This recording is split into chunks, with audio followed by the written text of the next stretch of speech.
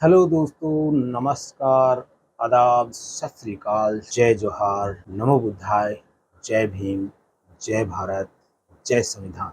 आज हम बाबा साहब द्वारा कृत उत्कृष्टतम ग्रंथ बुद्धा एंड हिज धम्मा, बुद्ध और उनका धम्म, जिसे बाइबिल ऑफ बुद्धिज्म भी कहा जाता है, और ये बाबा साहब ने अपने अंतिम समय में अंतिम बुक, अंतिम ग्रंथ उन्होंने लिखा और उसके बाद वो इस दुनिया से चले गए। तो इस बुद्धा एंड हिज धम्मा यानी बुद्ध और उनका धम्म का प्रथम कांड का पहले अध्याय का आज हम लेने जा रहे हैं 15वां उप अध्याय, देश छोड़ जाने का सुझाव। अर्थात भगवान बुद्ध को जब साक्य संघ था, उसमें उनका सच्चाई के लिए उन्होंने अपनी आवाज उठाई, तो उन्हें देश छोड़ जाने का सुझाव कैसे मिलता है, इसकी चर्चा या इसका वृत्तांत आज हम देखते हैं। संघ में उनका प्रस्ताव तो कि हम शांति से रहें, कोलियों के साथ युद्ध नहीं करें, वो तो सबने मिलकर सेनापति के कहने पर सबने सेनापति की बात मानी और उनकी बात नहीं मानी। अब आगे हम देखते हैं। दूसरे दिन सेनापति ने शाक्य संघ की दूसरी सभा बुलाई।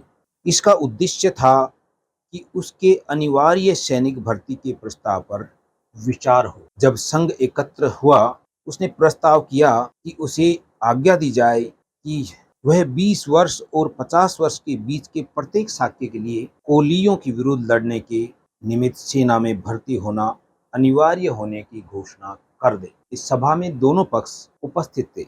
वे जिन्होंने संघ की पहली सभा में युद्ध घोषणा के पक्ष में मत दिया था, और वे भी जिन्होंने इसके विरुद्ध मत दिया था। जिन्होंने इसके पक्ष में मत दिया था, उनके लिए सेनापति का प्रस्ताव स्वीकार करने में कोई कठिनाई नहीं थी।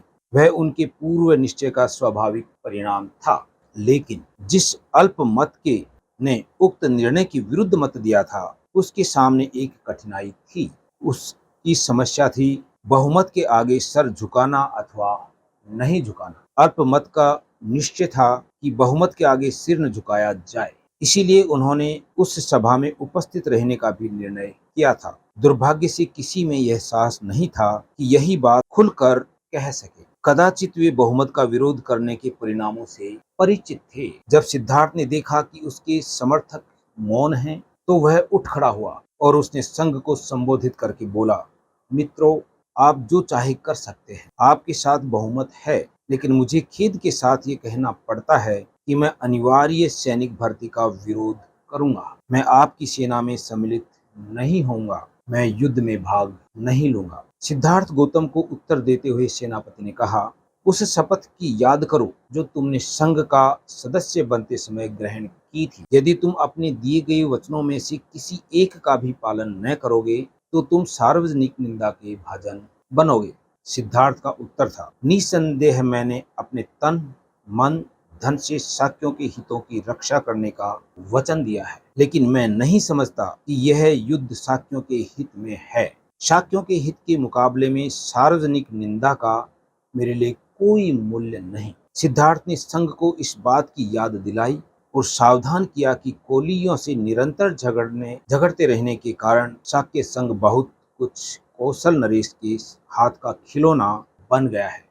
इसकी कल्पना करना आसान है कि यह युद्ध शाक्य संघ को और भी अधिक दुर्बल बना देगा, और इससे कौशल नरेश को एक और ऐसा अवसर मिल जाएगा कि वह शाक्य संघ की स्वातंत्र्य को और भी अधिक घटा दे।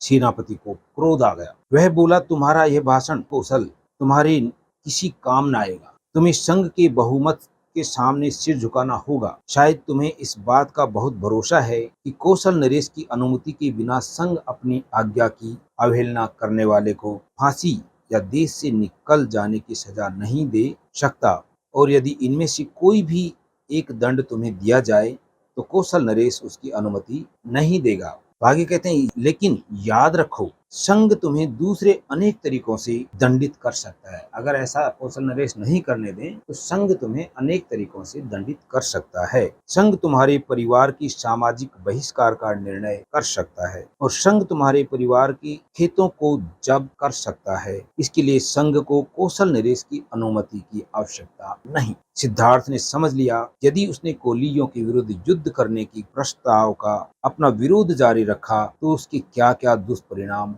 हो सकते हैं। इसलिए वह 3 बातों में से एक का चुनाव कर सकता था। कौन सी 3 बातें थी? सेना में भर्ती होकर युद्ध में भाग ले सकता था, पहला। दूसरा, फांसी पर लटकना या देश से निकाल दिया जाना स्वीकार कर सकता था। और तीसरा, अपने परिवार के लोगों का सामाजिक बहिष्कार और उनके खेतों की जब्ती के लिए राजी हो सकता था। पहली बात वह किसी भी हालत में स्वीकार नहीं कर सकता था। वह इस विषय में दृढ़ था। तीसरी बात पर तो वह विचार तक नहीं कर सकता था कि घर परिवार के सब साधन छीन लिए जाएं। इस परिस्थिति में उसने सोचा कि उसके लिए दूसरी बात सर्वाधिक मान्य हो सकती है। तदनुसार सिद्धार्थ ने संघ को संबोधित किया, कृपया मेरे परिवार को दंडित न करें, सामाजिक बहिष्कार द्वारा उन्हें कष्ट न दें, उनके खेत जब्त करके उन्हें जीविका विहीन न करें। वे निर्दोष हैं, अपराधी मैं ही हूँ। मुझे अकेले ही अपने अपराध का दंड भोगने दें।